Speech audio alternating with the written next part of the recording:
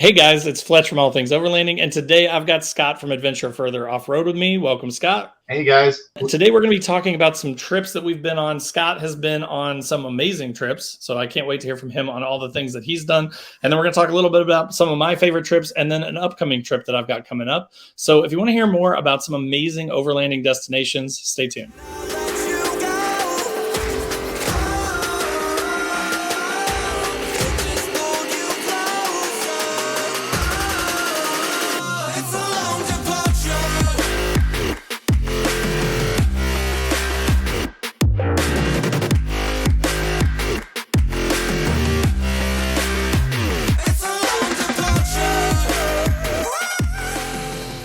All right, guys, as I mentioned in the intro today, I've got Scott from Adventure Further with me. We are going to be talking about the most epic trips that we've been on and some that we've even got planned coming up here. Scott's got an epic one planned coming up. I've got one in a couple weeks coming up. So we're just going to talk about destinations and some of our favorite spots. So especially if you're newer to overlanding, or even if you're not, and you're just looking for ideas or, where can I go? What should I be looking for? We're going to give you some of our tips for the places that we've been on this episode.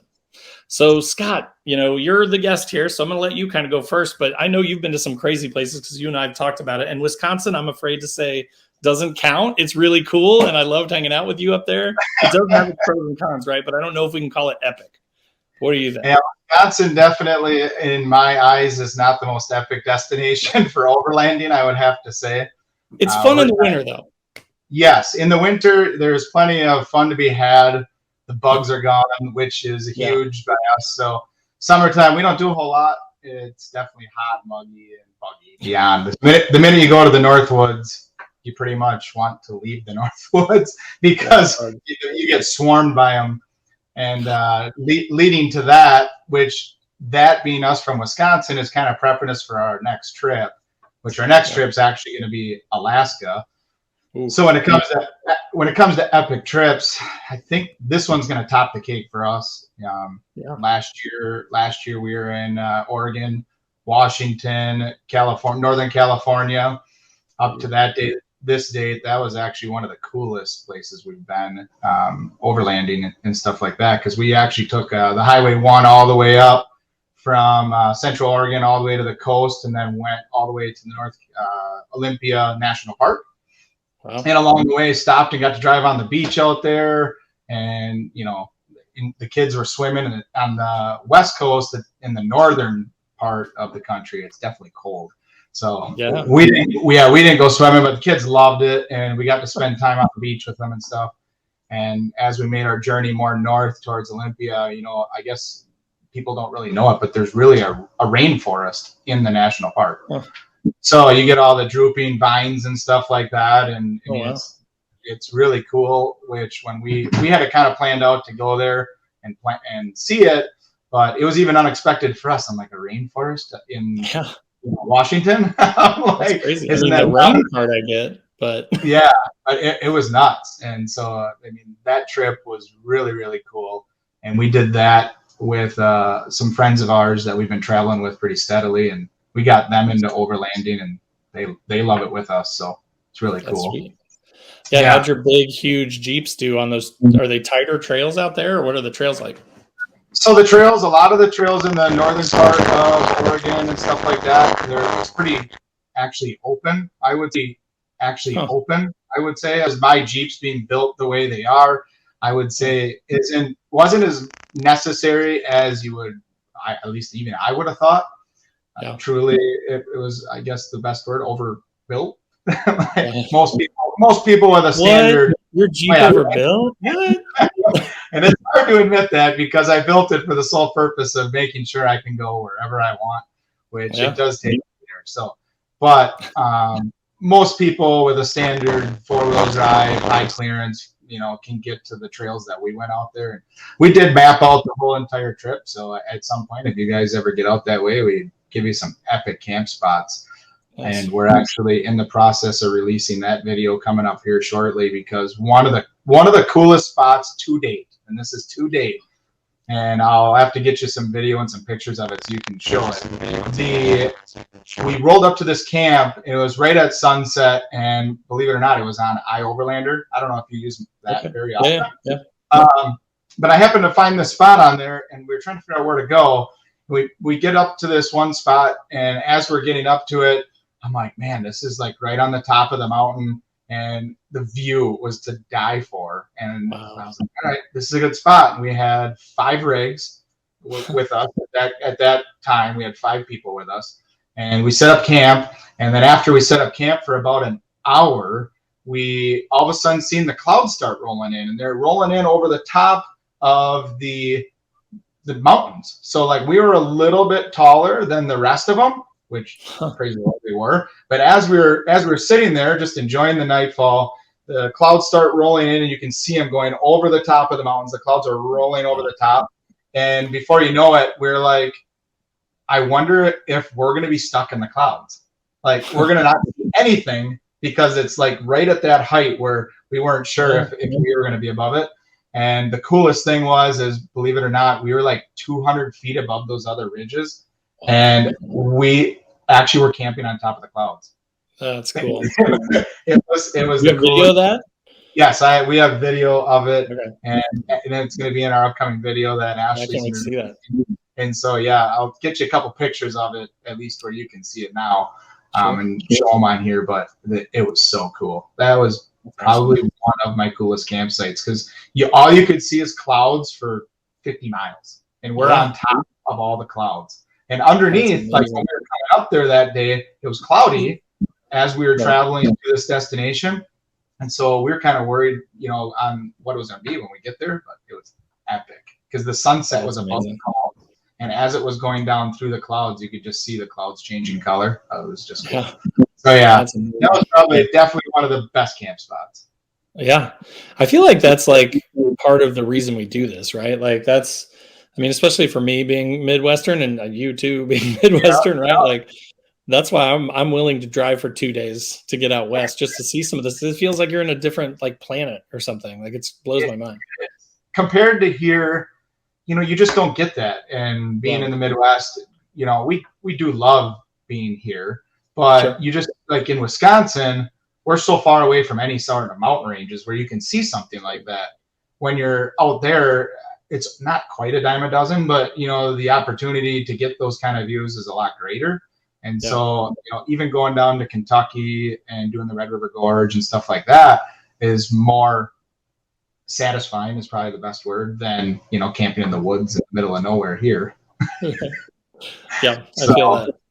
But, the trip that we got coming up, we actually leave very soon. In less than a week here, we're leaving for Alaska. And that trip, we're doing about 3,000 miles, road miles. Road miles and off-road, gravel road. But as far as the whole trip, we got planned out to do about 3,000 miles. And with, I got 2 other people, or my wife and I, will be taking our 2 Jeeps and our off-road trailer. And then we have friends that are meeting us up there as well. And so we're going to have 4 rigs traveling all across Alaska for 6 weeks. So very fun. That's so long. Like, what all are you going to hit over the course of that? Oh yeah, and I forgot to mention, there's also 6 kids coming. That's a thing. Yeah. Ooh, that'd be fun though. That's like, I wish, like, I never did. I'm 42 and I've never done that. Well, and that's why our kids, I don't even think realize it yet because they're so young. Ours are 8, 9, soon to be 9 and 10, but they don't even understand, the opportunity that they're getting. And I'm fortunate enough to be able to do it. We're both self-employed and built our businesses up for 16 years now. And I finally can do something like this. So this is the longest trip I've ever taken. Yeah. But to go on what you're asking, so we're actually starting in Anchorage. That's where is going to be home base. And from Anchorage, we're actually going to be traveling not too far right away. We're going to be going to the Knik Glacier, which is, I think, only 30, 40 miles from actual Anchorage. Okay. And that's actually one of the most exciting places I can't wait to see, because that being next to a glacier, we get to camp in front of the glacier. Wow. So that's cool. I'm really going to be speechless, and I don't even know what to expect, but I think it's going to be just overwhelming. You're just going to pull up and you're like, wow. Yeah. So that's one of the first places we're heading. And then we're going to start heading north towards Denali National Park. Once we go to Denali National Park, we're going to keep heading north. The ultimate goal which we're going to do the whole northern half of Alaska in about 2.5 to 3 weeks. And we're going to make it all the way to Prudhoe Bay. So Prudhoe Bay and swimming in the Arctic Ocean is definitely on the bucket list. Nice. So we're going to be doing that, and then come back, and there's a bunch of mines along the way, and we're going to see a bunch of abandoned mines, and we're going to do an airplane tour somewhere by Denali. They got some really good tours there. Like, I think it's out of Fairbanks, I think is where you actually fly out of, but they'll fly over Denali, so you get to see the national park, the parts that nobody can really see. So it's going to be pretty neat. And then we're going to head south for 3 weeks. So it's a trip of a lifetime. Let's just call it that. Yeah, that's a lot. I don't want to talk about my trip now. No, there's still great stuff here. Yeah, I'm really excited. I wish I had 6 weeks. I would totally take 6 weeks, but I do have 2 weeks, which that'll be the longest that I've ever been consecutively, literally living. I mean, the thing is, to your point, right, there are a lot of highway miles too, right? Like, that's just, people kind of give, I think, overlanders a hard time. Like, well, you just drove on the road the whole way there. I mean, that's not the goal, right? But there is some driving to get from Indiana to Wyoming, which is where I'm going, like, or to Alaska from Wisconsin, right? But so we are going to do some power days, I think, driving out there, maybe like a 10 or 11 hour day, the second day that we're driving, and then a couple of 6 hour days around the long day. But then for, about 9, 10, 11 days of the trip, we'll be, super remote, driving through Wyoming, maybe dipping down into Colorado a little bit. So super excited about that. I mean, it's, again, like you said, there's so many different things out west or in Atlanta. I mean, just all over the place than what we have in the Midwest. So excited to see some new things and experience some new wildlife. So. Well, and there's so many cool things. Once you get out west and get close to even close to the Rockies, there's just so much to see out there. Cause I mean, just in the in the last few years, we've Denver, Loveland Pass up in that, where Glenwood Springs, and then we've gone to, Moab, of course, Salt Lake City. We've done all that area, and there's just, I can go back to each one again. Like, we didn't even touch on all the cool spots yet. Yeah. So to your point, where across the country there's so much cool stuff to see, we usually power through too. I mean, we're kind of on the crazier side, I guess, is what people tell us, but we'll drive anywhere from 15 to 19 hours a day with Ashley and I switch driving, of course, and getting that little bit of a break. So that's the fortunate part for us, is that we travel together. And so she switches off with me. And then, so that helps out a lot when you're trying to travel cross country. But the area that you're going, we did the Cody, Wyoming area, Yellowstone. And we only camped out for one night. That's kind of when we went to that area. That's when we just kind of started getting into the whole overlanding thing. Sure.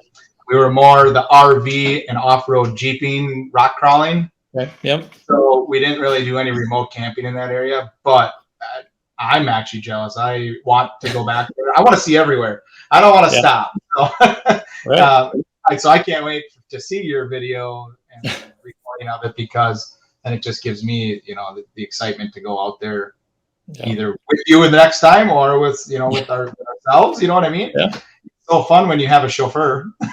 Yeah. I need one of those for the road part, at least. Yeah. Right. So. But that's the really cool part. Yeah. Well, and like for video too, that would be nice. Do you guys split video duties when you're driving on trails and stuff?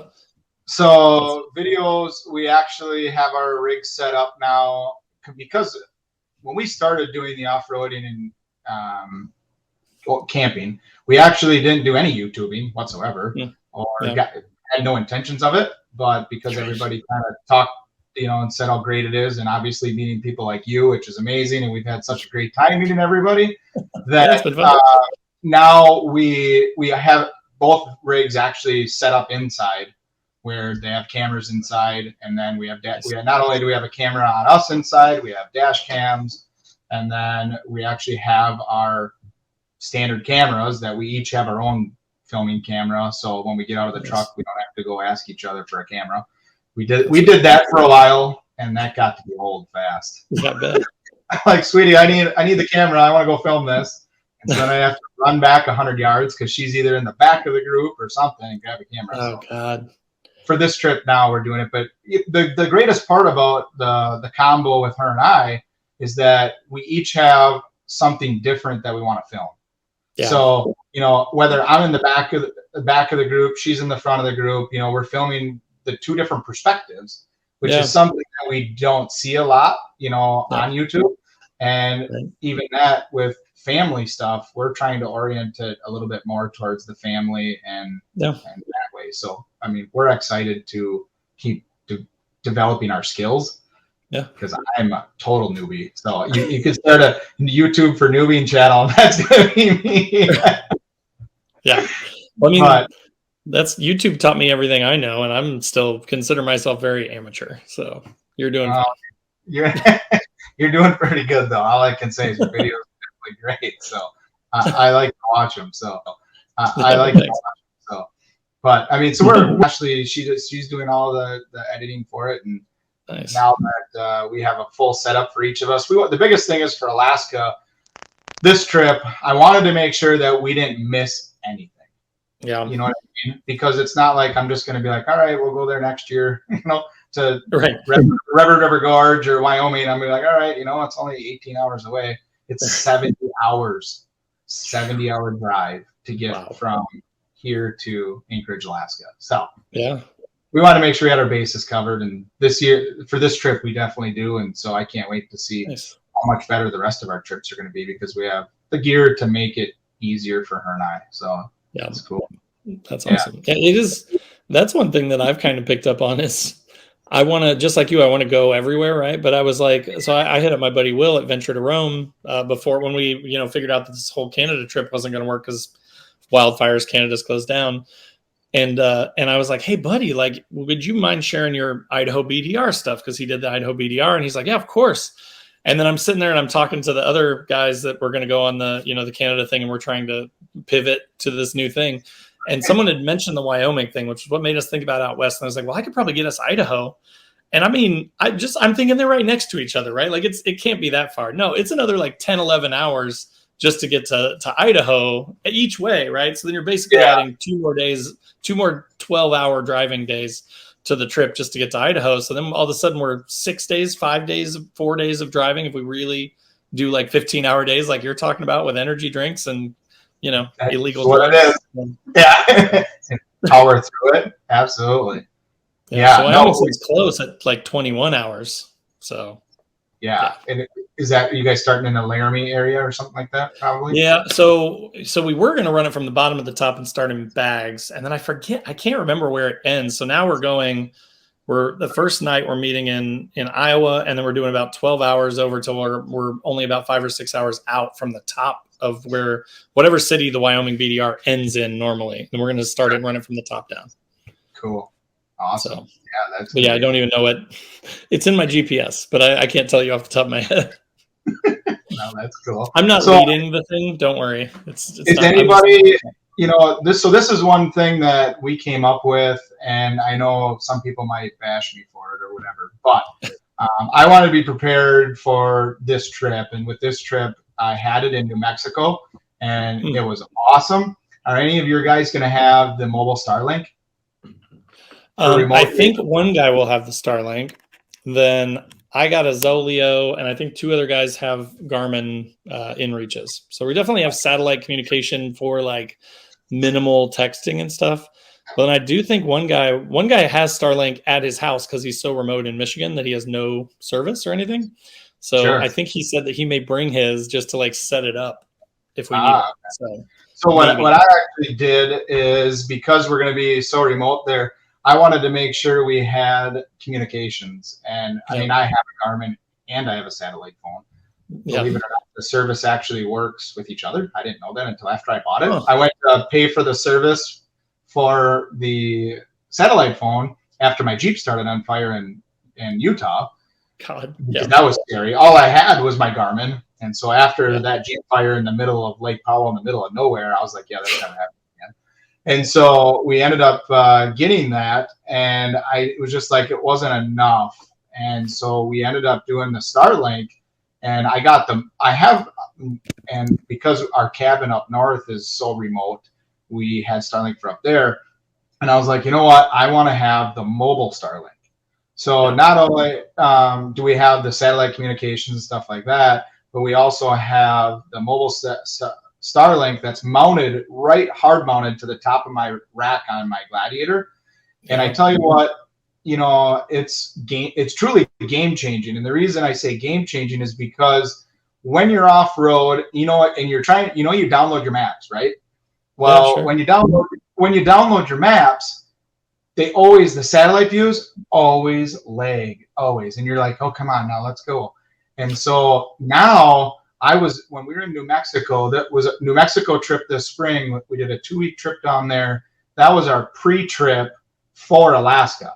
I was like, whatever happens down here is direct reflect what's going to happen up there. And so we used that Starlink, and it was absolutely phenomenally game changing because we're on a trail. Either the trail was overgrown and you couldn't get to it out there, or that area was closed because you download the newest maps. Well, having that Starlink on while I was driving, I was not only pulling up Gaia GPS, I was pulling up new Onyx off-road. I was pulling up iOverlander. I had 3 to 4 screens opened on my iPad, all searching at the same exact time, where if I would have only downloaded a few maps, I'd had nothing. So from that aspect, it was one of the most game-changing things for overlanding and off-roading that we could have ever imagined. So that's why I was curious if you did. But that's one of the things that the upfront cost was definitely expensive. I can't deny that, but I think the reward out of it is definitely game-changing. Well, especially if you had like you said, a remote home or something like that. I mean, like if you have a reason besides just the overlanding to have one, then I think it makes perfect sense. Why not get the portable one, right? But because you got to get something anyways, but why not be able to use it on the go? So correct. And so that's why it works out for us just amazing. And I never thought it would be that cool. At first, I don't know if I want to mount this thing and take it with us. But after I did, my buddy that's meeting us in Alaska, I've known him since I was 3. I mean, all my life I've known him. And so I'm so lucky that we get to travel with him and he can do it with us. But he was trying to get so close to me as we're driving. I could tell when he was trying to download his maps or anything like that because he'd be tailgating me. And I'm just like, come on, man, really? But he ended up buying it just for his rig himself because he's like, I can't believe how amazing that was. He goes, man, the minute you stopped, you had internet. And he goes, we were sitting on the side of the truck or on the tailgate of the truck with 2 iPads going back and forth. Like, all right, your first campsite's never, like the perfect campsite. So you're like, I want to find a better one. It's a little bit more epic view. Well, you go on your iPad and try finding it, and then all of a sudden, here, let's go try these 2. And so we would actually split off. He goes and checks one, I go check the other, and then we'll reconvene on the radios and figure out which one we're gonna take. So, but it's definitely something cool. So it's good that somebody has it with you guys because you guys will. With night planning, everybody. I don't know what a lot of people do it on the fly or not, but for us, at night when we're sitting around the fire, that's when I'll pull out the iPad and start routing out the next. We have a route plan, but we'll actually start looking more in depth into it the next day. Yeah, that's our main guy is quite the planner. So I think he has he's already broken down day by day but based on the maps and stuff. Okay. But yeah, you're right. I mean, but still things could change, right? Or he's found some things where he's looking at, Google Maps and he's like, ooh, look at this big lake with this road that goes up there. I'm going to drop a pin there. But to your point, right? If we get out there and then it's not downloaded or it's, there's problems with it or something, or we have to make adjustments. And if we don't have something, then it gets crazy. So. Well, and the other thing that we found out with Out West, we were just in, what was Out West? But we were just in New Mexico. We ran into private land in the middle of public land. All of a sudden, we pull up to a sign, and I'm like, this said it was all public land, and then it says private property, no trespassing, blah blah blah. So then immediately I'd pull up my Onyx off road with land property, mapping on it where I could see exactly who owns it, and like, holy crap, sure enough, like 2 to 5 acres to get to this awesome spot that we wanted to get to. It was like the perfect camp spot off the edge of a ledge down in southern New Mexico, and this dude owned the road to get to it. The only way to get to it was to go like 40 miles around and back, and I'm like, yeah, screw that. So, and we didn't want to trespass in somebody's land. So that was the other really cool thing with having that we could actually use Starlink for that as well.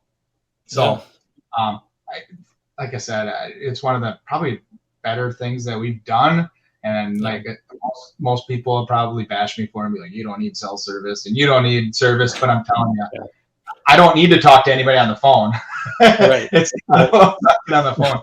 It's more about just being able to have the options and knowing where you're at. And so that's well, I'll tell you. So one of my favorite trips that I took was to West Virginia. This was like 4 years ago, probably. It was still when I had the Xterra. It was basically, I had a 2.5-inch lift in 33s, and that was about it. No recovery, no nothing, just an Xterra. And I went out there with 3 other dudes. One dude with a big power wagon towing a trailer. Another guy with a big old Tundra that was totally built out on like 37s or something, and a lift and all kinds of stuff. And then another guy in a pretty modified FJ. So like we were like, and then there's just me and my little Xterra. But the thing that was crazy about it, and that we take for granted, I think, is like that you're going to have cell phone reception at some point. Like that's one of the things that's hit my mind, even with like Wyoming, is like we're going through a little town or two every day. Now, like an 80-person town or a 200-person town or something like that. They're small. But I'm like, surely they'll have like a Starbucks or something, right? Like surely they'll have some Wi-Fi, or they have some, because they live there, right? So they have to have something. But when we were in West Virginia, from the time that we hit the state line, I was Verizon, everybody else was AT&T, which normally here in the Midwest, Verizon's amazing. Yeah. We hit West Virginia, and for the 4 days that we were out there, I had absolutely no reception. My wife thought I was dead. Like I couldn't communicate. I had to hit a McDonald's one day. We happened to drive through a little town. There was a McDonald's. I was like, guys, I haven't talked to my wife in 2 days. Like, that's fine. I'm sure she's fine. But like, I just need to text her or something and tell her like, hey, I have no reception, because it happened so fast. I didn't even get a chance to tell her that I had no reception. So she's just like, why isn't this dude calling me? And it actually became like a really sketchy thing where like my wife was like about to drive out to West Virginia. She thought I was dead. Wow. Like she had no idea what was going on. And I mean, I was telling the guys too, I'm like on the radio and I'm like, you guys have to like not lose me. Because if you lose me, like I have no reception, I have nothing. And I wasn't the leader. So I didn't even have, back then 5 years ago, I didn't even have maps. I didn't download anything. I used Google Maps to get out there and meet up with these guys, right? And so as soon as I got out there and I'm like, and I turned off my little pin, I couldn't even connect to like start a new route. I couldn't even use Google Maps. So even if I got lost, I couldn't even like throw a restaurant in there, because it's just going to go, oh, you don't have internet. I can't find the restaurants, right? Yeah. So after that experience, I'm like kind of in your camp where I'm like, yeah, I don't want to add a bunch of complexity. I don't want to spend a bunch of money, but like, if 5 years from now I like retire from my job or something and I become a full-time overlander, that would probably be a good investment, I think, for sure. Well, and so I can tell you right now, the other thing that makes it totally different too is I had a Jeep fire. So with having a fire out remote, I mean, I was 25 miles from the nearest, not even town, nearest large highway. And it was so scary because if the guy that wasn't behind me, we were traveling, I was the leader. We had 5 Jeeps that time that we were traveling out in Lake Powell, and we split up. We were trying, like I said, we were trying to find the epic camp spot. Right. Well, we split up 3 and 2. Him and I went down into Lake Powell. There was a spot on the water that showed on the water. And when we went down there, we got there, and on my guy at GPS, it showed water. Well, Lake Powell's dried up so much over the last 5 years that the water was like a half a mile away. So Gaia wasn't even close to right. So I was trying to like get to the water and like get through there while I drove through a bunch of brush. And here in the Midwest, we don't really get, dry brush and it's going to start your Jeep on fire. So I ended up driving through some brush to get to the water. I never made it to the water. And as I was going, he's falling behind me, and then he yells, Scott, stop. You're on fire. And I mean, holy cow.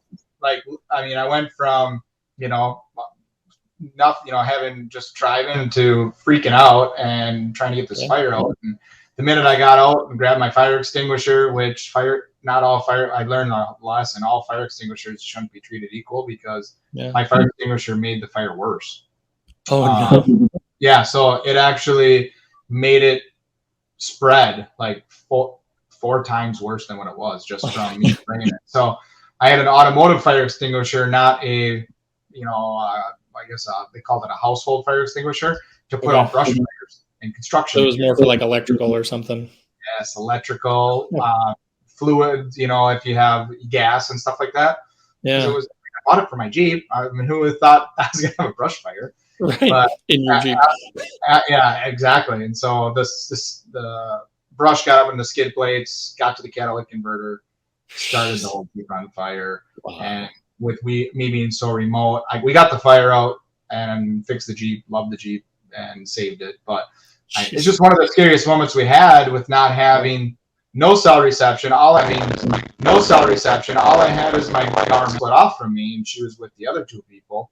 All I texted her was on the Garmin is started on fire, and that was it. I mean, I didn't know what else to text either. Yeah. Just wanted to cut to the point and make sure that they knew it. And so, what was it? 8 hours later, I think he towed me out of a ravine to get to the main road. Then we called a tow truck, but with not having that satellite, so now she carries the Garmin inReach and I carry the satellite phone. And then on top of that, now we have the Starlink too. Once that stuff happens to you, it's like, it's surreal. Like, yeah, like everybody that travels with us, I'm like, you guys have to have fire extinguishers. And just my Gladiator, I think I have 6 fire extinguishers in that one Gladiator. Because if that one goes out, I'm in trouble. You can't have too many, right? Like, I have them under the front seat, I have them under the back seat, I have them on the roll cage, and then I have 3 in the back for cooking, 1 right next to my Red Arc Red Vision system, because you just never know when the electrical could go.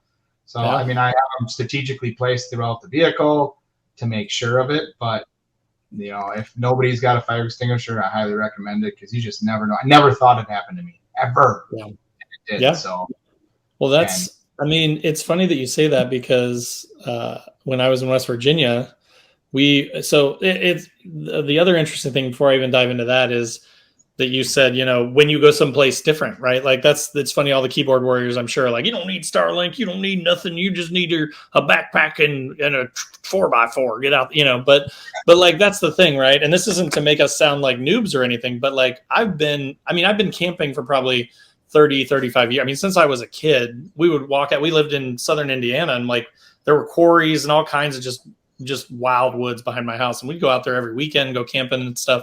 It's like, I'm not a newbie to camping, but I've spent 34 and a half of the 35 years that I've been camping in the Midwest, specifically mostly in Indiana, a little bit of Michigan, a little bit of Wisconsin, right? But like, that's pretty much it. But then, like, to your point, when you go out west, like, there are fire bans, which I've never experienced. I've never been in a place that had a fire ban. I've never had to deal with brush getting up and rubbing against a catalytic converter or anything like that. When we were in West Virginia, what happened to us was it's super hilly, which we don't have that here. I don't have hills in Indiana. No. And so I wasn't really thinking about it, but we kept going up these hills, down these hills, up these hills, down these switchbacks and all this stuff. And my Xterra was an automatic, so I wasn't like engine braking or anything like I would with a manual. So I'm just driving along. All of a sudden, one of the guys behind me gets on the radio and he goes, "Hey, there's smoke pouring out of your passenger rear wheel." And we stop and we get out, and my rotor is glowing orange, and like the brake dust is just burning off it, and there's white smoke pouring out. And I had a household fire extinguisher that was like 10 years old. I don't even know how old it was. Probably expired. I didn't even know how to use it. We're like, well, how do you pull the pin out? We're all yelling at each other. We don't even know how to use it. I ended up just grabbing my like jug of water and pouring it on the brakes. A bunch of steam came out, and then that cooled it down, and then it was fine. And then I started, using my auto shifter to go 4-3-2 and kind of engine brake it a little bit. And then I was fine the rest of the trip. It was just, you don't even know, right? Like, I've never been there before. I've never dealt with that kind of mountainous terrain. It just didn't even occur to me that I would put that much heat into the brakes to where I could light the brake dust on fire. So no, unless you're in that area all the time and realize it and see somebody else go through it, you just don't know. And so we were in Colorado, it would have been probably just north of Denver. We did a, camping trip out that way with the trucks and stuff, or the Jeeps. And my buddy was with me, and he, we have on our Jeeps, we actually did axle swaps. So we have 1-ton brakes on them. Nice. I've never had to worry about heating up my brakes because they're so big. But my buddy had a 4Runner that was with us on 33s. And with him being on 33-inch tires, he overheated his brakes. We're coming down a huge just decline down the side of the mountain. And by the time we got off, same situation as you. We've never been across that stuff. He's like, all of a sudden, I'm like, man, do you guys smell that? I'm like, it is bad. And we walked back to his truck. We walked back to his 4Runner, and the brakes are just like smoking. I'm like, okay. I'm like, you rolled the brakes too hard. You should have manually shifted down those hills. Because holy cow, man. I'm like, yeah, I couldn't believe that they didn't start on fire. I told him, like, it's pretty close. They're red. And so, yeah. But go to the show. For those of you listening that are newer to this thing, we highly encourage that you go and explore places, right? But do your research, be prepared, be over prepared, especially with like safety stuff, recovery stuff, that kind of thing. You just never know, I mean, again, coming from the Midwest to out West, all that rocky stuff. I mean, there's so much opportunity for body damage and trail damage, and have tools with you. Be prepared, fire extinguishers, comms. Yes. Think about all that stuff. Start slow and easy. You don't have to. That's the other thing is you listen to this stuff or see this stuff. We watch all these. I watch Revere Overland all the time, and he's doing all this epic stuff out West. And I'm like, I want to go do that. But then I'm like, hold on a second, Jason. You have a brand new stock truck with a 2-inch lip on it and the stock tires. Maybe we hold off for a couple of years and build this thing up for that kind of thing. But get excited about it. Go do the things, but start slow and easy, and maybe go 5 hours away or 10 hours away before you drive halfway across the country and burn your truck to the ground in a brush fire. So. Yeah, that's one of the things that, I mean, we never experienced that here. It's not that dry, ever, and we don't have, fire bans where you can't do that stuff. I mean, they might have up north a little bit every once in a while. They'll have it where don't have a campfire or something like that. But it's so seldom. I mean, once every few years. Out there, they have fire bans all summer, and so it's totally different. And then we take our propane fire pit, so we have it. But Jeep fire, I mean, from brush, I mean, come on now. Right. So for anybody listening, be prepared for stuff like that. And I was watching my temperatures because I thought my truck was going to overheat before having a fire. I thought it was just going to overheat, but no, that's what I ended up. Trip that I'll never forget. I definitely don't need to relive that anytime soon. So, but just be prepared. Yeah, well, I'm definitely prepared. If anybody's with me, luckily I have a 5-pound fire extinguisher, a 2.5-pound fire extinguisher, a bunch of elements. Element fire extinguishers are super nice. They don't project really, anything, but they work really good. So, if you know how to use them, they work great. I got some fire extinguishers. They're like well, here, I got one right here. I got these little guys, but they're for everything, right? So they're like electrical, gasoline fire, brush fire, wood fire, whatever they do. It's like all the different things. They're like $2 for $30. But I mean, compared to the Zero that I had or the 10, 15-year-old house one that I had, this one is like you pull the pin out and you point it and you pull the trigger. What brand is that? It's called Oogist. Okay. I did a video on it. I'll put a tag up here for those of you watching on YouTube. Yeah, you should. I didn't see that one, so I'll have to check that one out.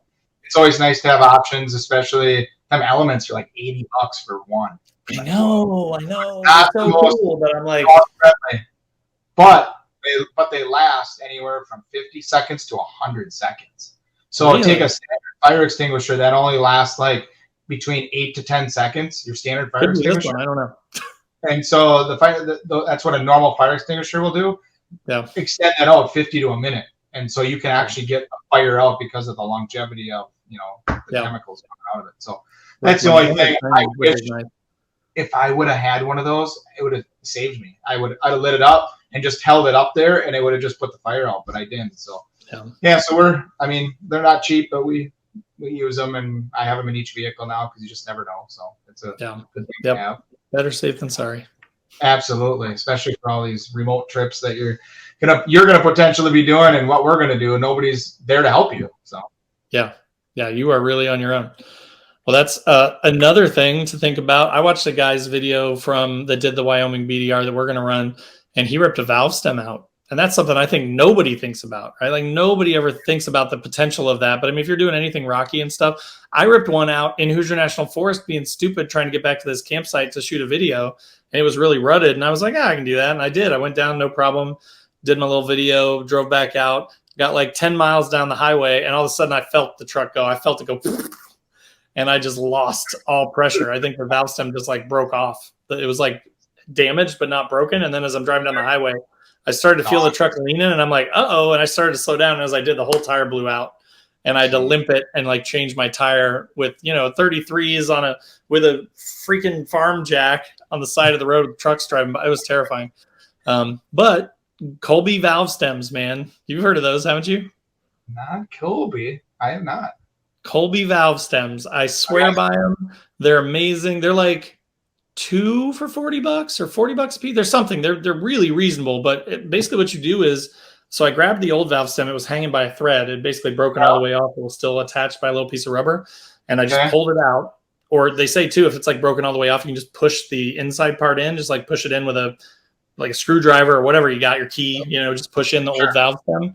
And then basically what they are is they're like aluminum bodied replacement valve stems that you can just install without removing the tire. So you basically stick it through the hole and then you turn it and then it widens it out behind the wheel. Nice. And it's like, I used that to replace that valve stem. So I swapped the tire for my spare on the side of the road. And then I got home and I was like, do I want to take this and pay, $50 or whatever to the tire place to put another crappy valve stem on it? And then I had heard about these Colby valve stems. So I was like, well, I'm just going to get it. I'm going to try it and see how it works. I rode that thing for like 2 more years. Like, I mean, it was fine. It's still fine to this day, as far as I know. But yeah, it's just a replacement valve stem. So I got one left of my 2-pack. So I carry that one with me everywhere just in case. So it gives me, it's like having an extra spare basically, but it's the size of your pointer finger. So I'll have to probably pick those up because I never even knew about that. We run Apex quick deflate valve stems and all of ours. Nice. They're a little more costly, I guess, but at the same time, for deflating on the fly, it's so fast. But that is huge. Like, to have a valve stem like that, like what you're talking, that would be amazing. Because you just never know when you break one off, like you said. Get caught up. I've already had it where they caught on a log. Like, you're not even catching it on a rock, but you're scooting along a log up in the Northwoods here in Wisconsin.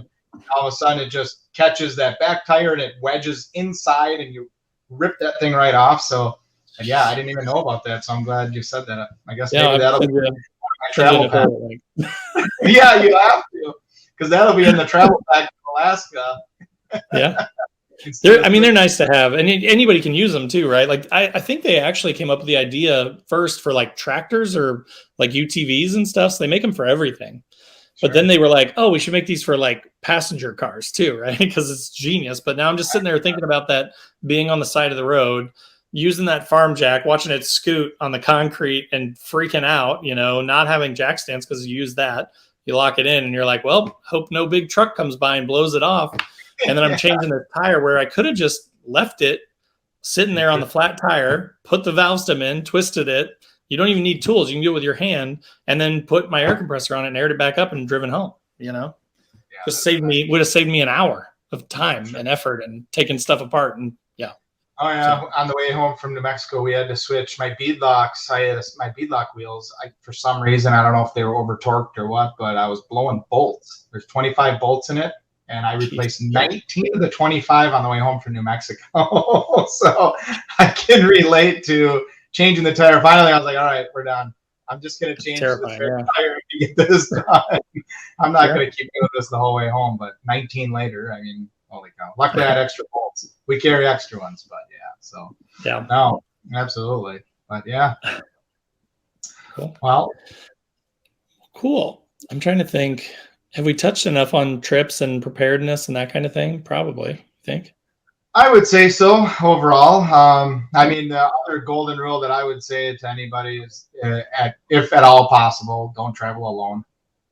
That's one of the things that we used to. I can tell you that as well. Yeah, so you say to the guy that goes solo 95% of the time. You're right. Well, I don't know, but it's, I guess it depends on how remote you get to. If you're, I don't know how big the Hoosier National Forest is by you, but I don't know if you have you might have cell reception there, so you can get help. A lot of the time, yeah. Yeah, so like, but when you're out west, one of the things that we realized being that remote, that's actually why my wife got her own Jeep. So that's why Ashley and I travel. Yeah. We don't ride with each other now. We travel separate, and it's merely just because we were seriously traveling alone when we started going on these trips.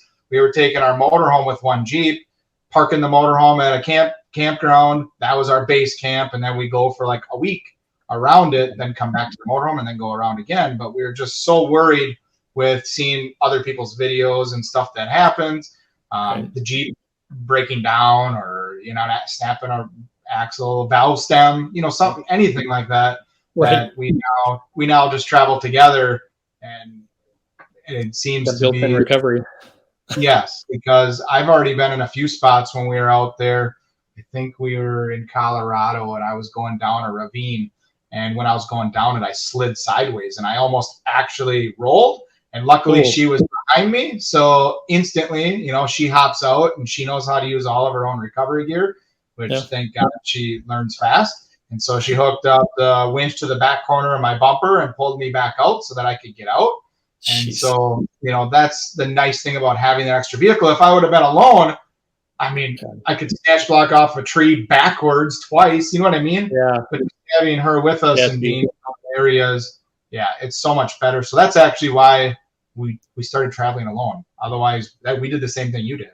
And so, so that's a great tip for sure. So if you're listening to this and you want to do these, like Wyoming, I would never do the Wyoming BDR by myself, right? Like it's a different thing, and I don't know what to expect, and I've never been there. And to your point, like I don't know what's going to happen with the truck, if I'm going to break something or get stuck or face some situation, especially because it's newer to me. Like I put myself in a bad position or something like that.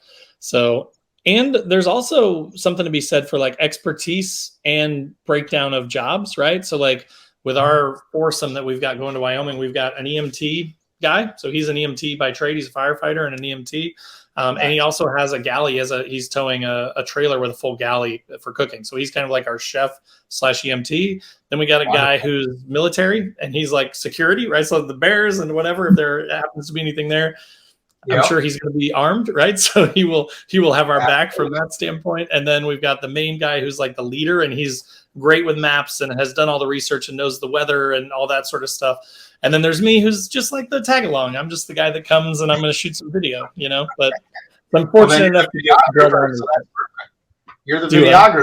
You're the videographer. So it doesn't sound as important or as big of a deal compared to those other guys, but it is. In order to record your travels, somebody's got to do it. That's kind of where guy at least get it on video, Right. At least get the good stuff on video, right? Yeah. Well, that's kind of how it is. Even for us with our group that we're going, one of the guys is an EMT, and he's actually coming with us up there. And then the other gal, it's our friend's wife. She's actually a nurse. So she's had a lot of training that way. And then I'm usually the major prepper. I prep for everything that can possibly go bad because, let's face it, a lot has already happened to me in the short amount of time that I've been doing overlanding. So, and then, my other buddy, he's a huge, he's a great navigator and being able to tell us, where we need to go, what we need to do. So he helps me along the way and I help him. So it works out really nice that way too. It's nice to be prepared, and I'm definitely more of the security aspect of it. I think I have 2 cases full of weapons that are going to Alaska because the bears up there are awfully big. And that is my only worry, actually, in Alaska. Like in the States, I never worry about bears whatsoever. But up there, I mean, they're 11 feet tall. So, I'm bringing some firepower just because you never know. The kids is what worries me. And so most of us are in rooftop tents, but we're camping in our off-road trailer. And our off-road trailer is not that far off the ground. And the one worry that I have is that our off-road trailer, the pantry and the galley is right next to where I sleep. Attached to it, Attached to it, and then my portion where I sleep is canvas. The food is in a hard shell, but then I'm in the canvas. Right. So we don't want to get the food. they can just like tear it with one claw right through the side, and hello, here we are. So, needless to say, at that point, if anybody sees us up there, don't scare me because I'm going to be carrying firepower under my pillow. You just never know. Everything looks like a bear in Alaska. Yeah. So, we're prepared from that aspect too. But yeah, it's nice to have the people with you that can help you with your trips and stuff like that. So, yeah. Yep. You guys will be good out there. That'll be awesome. Yeah. You're going to have a blast. And that's what, like 3 weeks? I'm excited for both our trips. Oh, yeah. I can't wait. I'm sure you'll be posting some pictures, and I know I will be too. So we'll be able to show everybody as we're going too, and how nice the landscapes are, especially when you get outside the Midwest. Yeah, for sure. Well, and that's a good point. So if you're listening on the podcast or if you're watching on YouTube and stuff, down in the description below, I will put a link to all of the Adventure Further stuff. So you want to go check him out, He's got a ton of cool stuff. He's got a rad Jeep. So if you're into Jeeps, like he's your guy. He's definitely a Jeep guy. So definitely check that stuff out. So thanks again to Scott from Adventure Further for being with me. Really appreciate it. It was great talking with you, buddy, as always. So thanks. Absolutely. Thank you. Thank you for having me on the podcast. It's awesome. Yeah, of course. Yep. And so as I mentioned, in the description below will be links to all of Scott's stuff. Like normal, all my social channels will be down there too. So if you want to join the conversation wherever, come and join. I'd love to talk with you. Also, there will be links to the Patreon page down there. We've got a Discord. We've got a once a month call that we do that's really fun. And then the Newbie Overlanders group is also linked down there. So if you are newer and you're listening to this because you're newer and you want kind of a community that's different from the big groups where you just get bullied and beat up, check out Newbie Overlanders. It's awesome group. So, but again, thanks for watching. Thanks for listening. And we will see you guys next week.